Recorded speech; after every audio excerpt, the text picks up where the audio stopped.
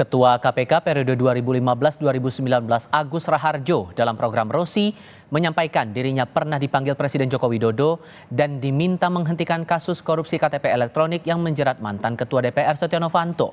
Namun, Agus menyatakan tetap melanjutkan penyidikan kasus itu karena sebelum revisi Undang-Undang KPK tidak ada mekanisme surat perintah penghentian penyidikan atau SP3. Saya terus terang pada waktu kasus IKTP. Saya dipanggil sendirian. Oleh Presiden. Presiden pada waktu ditemani oleh Pak Pratikno. Jadi saya heran, biasanya memanggil itu berlima, ini kok sendirian. Dan dipanggilnya juga bukan lewat ruang wartawan, tapi lewat masjid kecil itu. Jadi dijemput dari sana. Nah itu di sana, begitu saya masuk, Presiden sudah marah. Presiden sudah marah, menginginkan, karena baru saya masuk itu, beliau sudah teriak, hentikan, kan saya heran, hentikan, yang dihentikan apanya gitu kan. Setelah saya duduk ternyata saya baru tahu kalau yang suruh hentikan itu adalah kasusnya Pak Setnov. Ketua DPR waktu itu? Ya, Ketua DPR pada waktu itu mempunyai kasus IKTP, supaya tidak diteruskan. Nah, sprindik itu kan sudah saya keluarin 3 minggu yang lalu, dari Presiden bicara itu. Sprindik itu tidak mungkin, karena KPK tidak punya SP3, tidak mungkin saya berhentikan, saya batalkan. Ya. Kemudian karena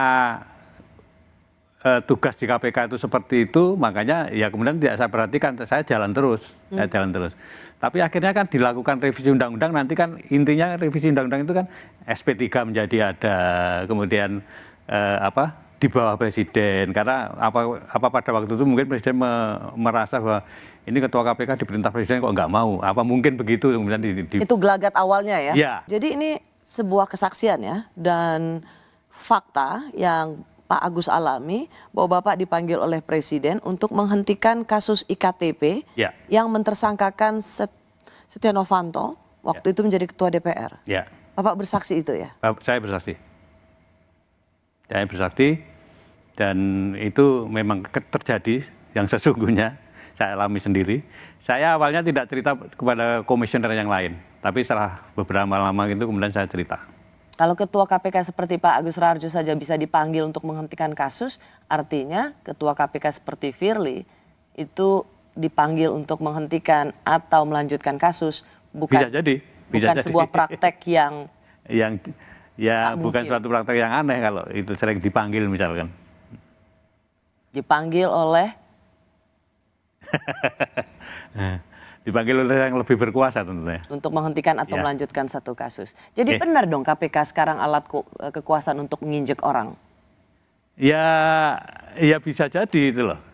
Karena ya jadi karena itu yang sangat penting kan itu tadi kan, yang memberikan tone tadi kan. Itu kan pimpinan negara.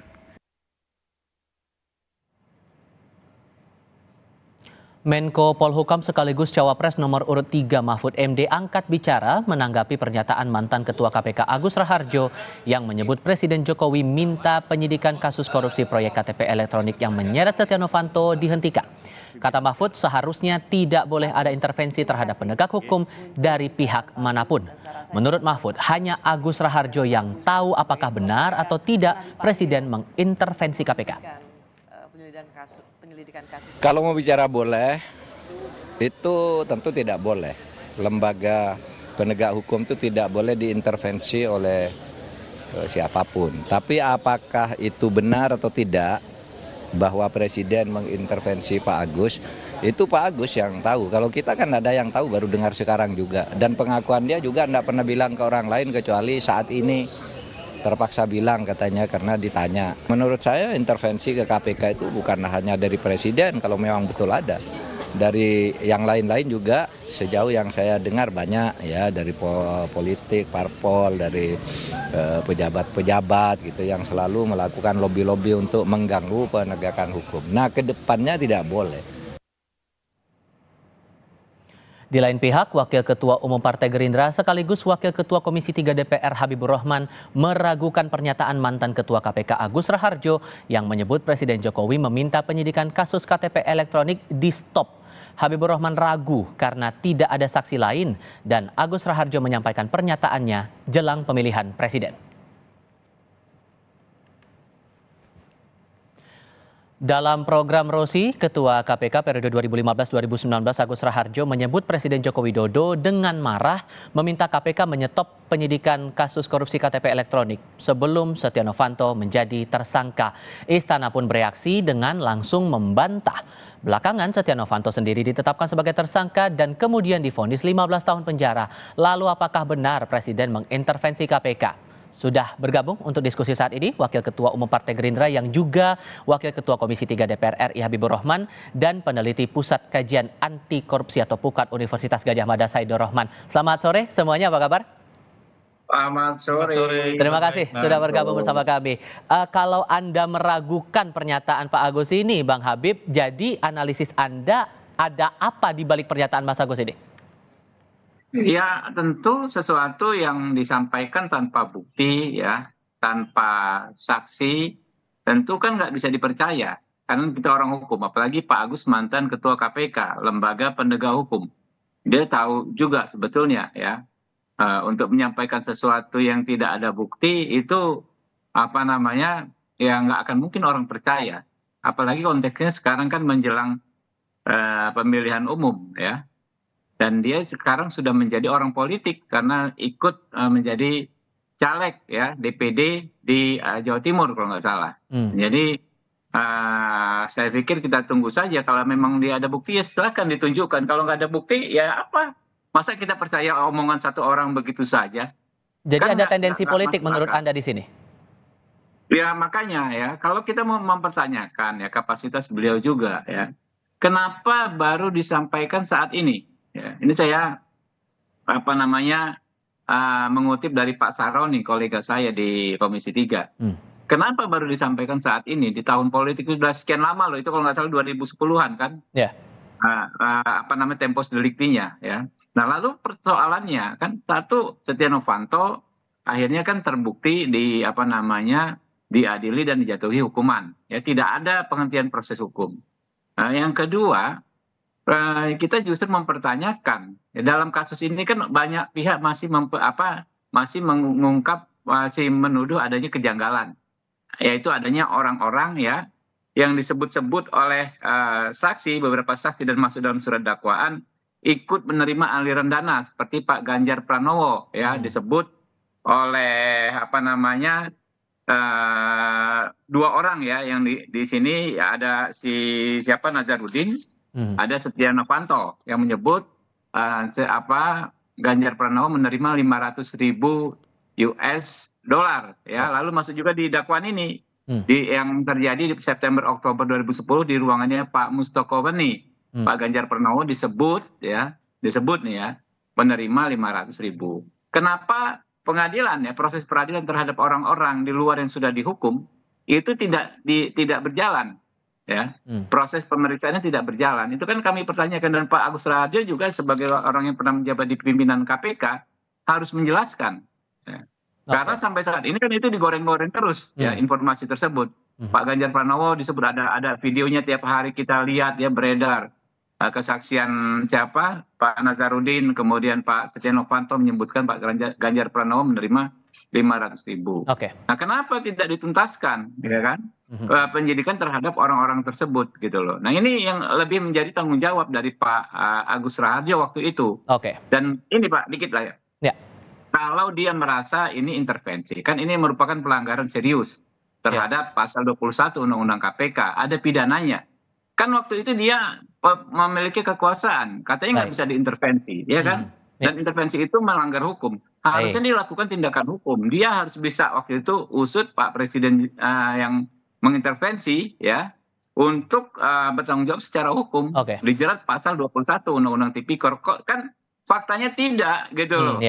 Nah, baru hari ini muncul tiba-tiba. Ini apa? Ini apa namanya latar belakangnya Pak Agus Raharjo ini? Gitu. Pertanyaan besarnya ada apa itu? Nah, kalau menurut Anda, Mas Zainur, ini ada apa di balik pernyataan ini? Apa analisis Anda? Ya, kalau saya tidak bicara soal apa motifnya, itu silakanlah para politisi membicarakan apa sih motif politik dari Agus Raharjo. Saya ingin membahas yang pertama, apakah mungkin seorang presiden melakukan intervensi kepada aparat penegak hukum? Saya sangat yakin, hakul yakin sangat mungkin intervensi itu dilakukan. KPK itu dari dulu diintervensi oleh berbagai pihak, oleh kekuasaan di Komisi 3, melalui berbagai RDP, melalui hak angket, dan lain-lain. Juga diintervensi oleh aparat penegak hukum lain, oleh kepolisian, oleh kejaksaan, gitu ya. Kenapa saya berani sebutkan demikian? Misalnya, dalam kasus buku merah, orang-orang yang kemudian ada di dalam kasus tersebut, kemudian ditarik pulang ke Polri misalnya, itu menunjukkan juga adanya intervensi. Jadi intervensi kepada penegak hukum itu bukan barang baru, itu barang dari zaman dulu sampai sekarang. Nah, kalau pertanyaannya apakah mungkin Presiden Jokowi mengintervensi penanganan perkara kasus korupsi EKTP? Oke. Saya sih katakan sangat mungkin, mungkin saja. Nah, tetapi apakah itu bisa dibuktikan atau tidak? Nah, itu memang menjadi tugas dari Agus Raharjo ketika dia menyampaikan kepada publik. Tapi meskipun misalnya tidak berhasil membuktikan secara hukum, publik pun jadi tahu gitu ya, bahwa ternyata di masa pemerintahan Presiden Jokowi sebelum revisi Undang-Undang KPK pun sudah ada intervensi-intervensi dalam bentuk permintaan untuk menghentikan perkara gitu ya. Sehingga Nah, Anda kita meragukan komitmen dari Presiden Joko Widodo untuk pemberantasan korupsi ini dengan belajar dari kasus-kasus itu tadi? Iya, 2019 revisi Undang-Undang KPK dalam Undang-Undang 19 2019. Di dalam Undang-Undang 19 2019, Presiden itu bisa mengintervensi KPK. Pertama, untuk pertama kali Dewas itu dipilih langsung oleh Presiden, tidak lewat seleksi. Yang kedua, Presiden menetapkan peraturan mengenai supervisi. Yang ketiga, Presiden menetapkan organisasi pelaksana pengawasan. Dan seterusnya, masih banyak banget intervensi-intervensi melalui undang-undang, bukan kasus per kasus gitu ya. Oke. Kita lihat kemudian pasca revisi Undang-Undang KPK, indeks persepsi korupsi Indonesia kemudian menjadi jeblok. Di terakhir 2022, indeks persepsi kita itu Bang ada di angka 34. Sama persis ketika Presiden Jokowi naik tahta di 2014. Artinya selama 9 tahun, nol. Kenapa nol prestasinya? Karena KPK-nya tidak lagi independen, KPK-nya bisa diremote dari eksternal, KPK-nya kemudian banyak sekali ada pelanggaran-pelanggaran di dalam, karena KPK-nya sudah benar-benar dimasuki oleh banyak sekali kuda Troya dan Oke. bisa diremote dari luar. Contoh kasus ya ketuanya sendiri sekarang jadi tersangka gitu. Oke. Kalau menurut Anda, Bang Habib, ada intervensikah di balik ini semua, terutama untuk penanganan kasus di KPK? Ya tentu sebagai orang hukum ketika kita ditanya pendapat ada atau tidak kan harus berdasarkan alat bukti ya. Saya yakin publik nggak percaya ya. Saya beda dengan Mas Jainur ya. Saya lihat rakyat percaya Jokowi kok gitu loh. Jadi kita nggak bisa memasukkan asumsi dalam persoalan pembicaraan mengenai fakta-fakta hukum. Kemudian soal bahwa KPK saat ini secara umum bisa diintervensi itu kan juga asumsi ya. Banyak pasal-pasal ya yang diperdebatkan disebut membuka ruang intervensi terhadap KPK. Tapi kan ada asumsi yang sebaliknya. Misalnya pasal 3 ya kan. KPK adalah lembaga negara dalam rumpun kekuasaan eksekutif. Itu kan dipersoalkan kemarin. Tapi kan ada lanjutannya yang melaksanakan tugas dan wewenangnya bersifat independen dan bebas dari pengaruh kekuasaan manapun. Ini juga norma ya. Ini norma. Ya jelas KPK independen dan bebas dari pengaruh kekuasaan manapun. Sehingga kalau kita menyalahkan Undang-Undang Nomor 19 tahun 2019 menurut saya itu justru jauh panggang dari api ya. Ini kan teman-teman ini kan kemana-mana larinya ke undang-undang itu saja. Variabel lain nggak dilihat ya. Hukum itu kan bukan persoalan undang-undang saja, ada manusianya, ada kulturnya juga gitu. Oke. Jadi Pak Firly misalnya jadi tersangka, nggak ada hubungan sebab akibat dengan undang-undang gitu loh. Jauh gitu loh. Gimana tuh meresponnya, Mas Zainur? Ini sudah saya sampaikan, yang disampaikan oleh Bang Habib tadi itu kan norma di awal-awal. Dikatakan bahwa KPK itu meskipun dalam rumpun kekuasaan eksekutif bersifat independen. Tapi baca dong di bawahnya, kepegawaiannya dialihkan menjadi ASN. Kalau dialihkan menjadi ASN, tentu manajemennya berada di bawah manajemen pemerintah. Mulai dari rekrutmen, direkrut oleh BKN. Untuk pendidikannya, untuk manajerialnya, itu juga ada kaitannya dengan LAN. Artinya KPK tidak lagi dianggap sebagai lembaga negara sesuai dengan prinsip-prinsip yang diatur di dalam Jakarta Principle. Mungkin Bang Habib perlu buka di 2012, Jakarta Principle on Anti-Corruption Agencies. Dan juga Juklak Juknis yang disampaikan misalnya di dalam ANKEK dan juga guidance dari UNODC. Bisa dicek bahwa independensi KPK itu mulai dari dasar hukumnya, sumber daya manusianya, rekrutmen dan kemudian pemberhentian dari pimpinannya, sampai kepada pelaksanaan fungsi dan tugasnya. Itu juga harus dilihat secara utuh. Memang tadi dikatakan bahwa apakah ada kaitannya misalnya Firly Bahuri dengan revisi Undang-Undang 19 2019? Kalau menurut saya ada. Kenapa? Karena sekarang KPK-nya sudah benar-benar tidak berada dalam posisi yang benar-benar independen. KPK-nya tidak independen itu bisa berpengaruh ke aspek yang sangat luas, termasuk misalnya bagaimana KPK itu sekarang gitu ya, itu berada dalam pengawasan lembaga yang namanya Dewas, tetapi hampir tidak pernah bisa memberi putusan yang tegas dan jelas. Oke, Nah, Dewas sehingga terakhir itu singkat saja, mohon maaf saya adalah- potong di situ. Untuk pertanyaan masing-masing terakhir, sehingga perlukah Presiden untuk menjelaskan soal ini? Menurut Anda, Mas Zainur gimana? Saya tidak punya harapan pada Presiden Jokowi. Saya hanya berharap Sudah. untuk 2024. Siapapun presidennya silakan gitu ya rakyat pilih. Oke. Tapi kembalikan independensi KPK itu yang pertama. Yang kedua bersihkan KPK dari kuda Troya. Yang ketiga adalah benar-benar harus ada keberpihakan terhadap pemberantasan korupsi. Misalkan undang-undang perampasan aset hasil kejahatan, pembatasan transaksi uang kartel dan seterusnya. Sekarang angka kita indeks persepsi korupsi 34/100 huruf D. Mau seperti ini terus Indonesia menjadi negara yang sangat korup. Oke. Yaitu bukti kegagalan dari Presiden Jokowi selama 9 tahun dalam pemberantasan korupsi, Bang. Bang Habib gimana? Ya, kritikan, saran dan dari dari rekan-rekan tentu kita terima, tapi kita nggak boleh ya menjustifikasi persoalan-persoalan hukum, termasuk tadi persoalan hukum menyangkut kredibilitas Pak Jokowi hanya dengan asumsi-asumsi kita, ya. Kita biasa berbeda pendapat, tapi kalau melakukan judgement, Anda tadi mengatakan Zainur kan publik percaya Pak Jokowi melakukan intervensi hanya berdasarkan asumsi-asumsi yang dia bangun. Tentu itu salah besar dan ini tentu juga bertentangan dengan prinsip-prinsip penegakan hukum itu sendiri. Jadi menurut saya ya nggak ada masalah. Kami menerima kritikan apapun ya, misalnya soal undang-undang, soal bagaimana KPK bisa lebih baik lagi ke depan ya. Tapi kalau kita bicara fakta-fakta hukum, kita bicara soal persoalan-persoalan hukum, tidak ada cara lain selain kita harus mendasarkan pada bukti-bukti yang ada itu. Oke. Terima kasih banyak untuk perspektifnya, Bang Habibur Rahman dan Mas Zainur. sama-sama. Terima kasih sudah bergabung. Selamat sore semuanya.